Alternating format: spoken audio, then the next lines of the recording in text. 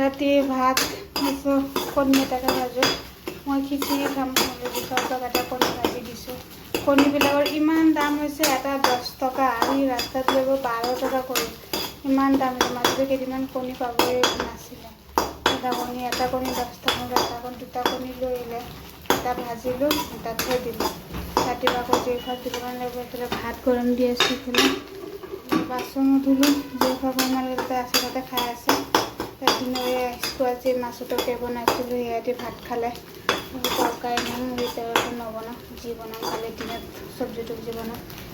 কণী এটা পিঁয়াজ ভুজিয়া কৰি দিছোঁ। বাচন ধুলোঁ। এইফালে হাতত ইমান হেৰি কৰে নহয়, বাপৰে খুব গৰমটো জ্বলি আছে গৰমত। আৰু ইমান বৰষুণ, চবফালে বানপানীয়ে বানপানী ইমান বানপানী হৈছে এবাৰ। বাপৰে মাটি আছে। জেইফা চামাৰ কেম্পত যাবৰ কাৰণে ৰেডি। দেৰি হ'ল, 10টা বজাত গৈ পাব লাগে।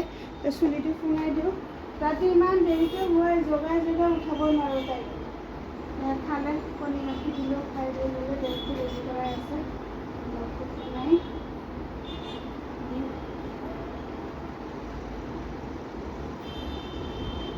ইমান গৰম, বাপৰে ইমান টিকটিকে ৰ'দ দিছে।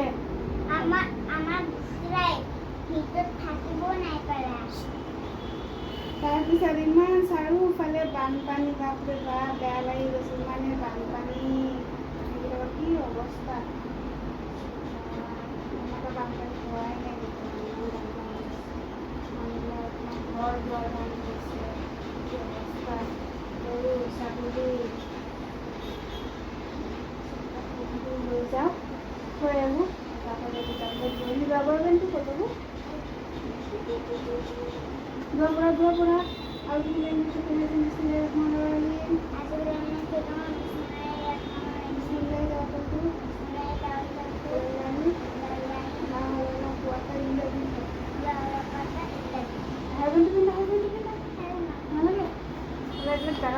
থৈ দিয়া যে ৰেডি হৈ গ'ল।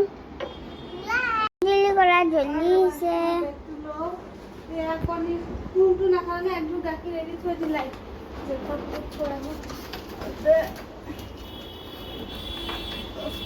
হাতত লৈ যাওঁ তোমাৰ চব্জি আনিবৰ কাৰণে। চব্জি 20 টকাকৈ লৈ গৈছে আৰু কাৰণে চব্জি লগত চাটি দিব।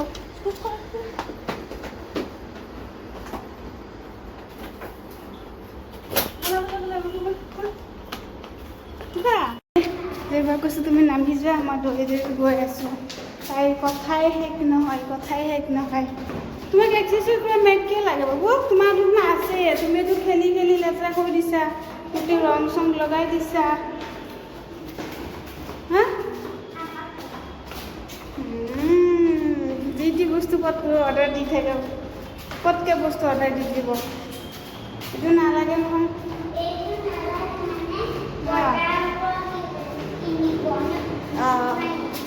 যাওঁ খোজকাঢ়ি চোৱা, ইয়াতে গুচি গ'ল। লৈ গৈছোঁ ৰ'দ, তোমাকে গছৰ ধুনীয়াকৈ বতাহ দি জলি পেলা। কালি যে তোমালোকে ফ্ৰেণ্ডটো যে আহিছিলে, তাইক সুধিছিলা নেকি ক'ত থাকে?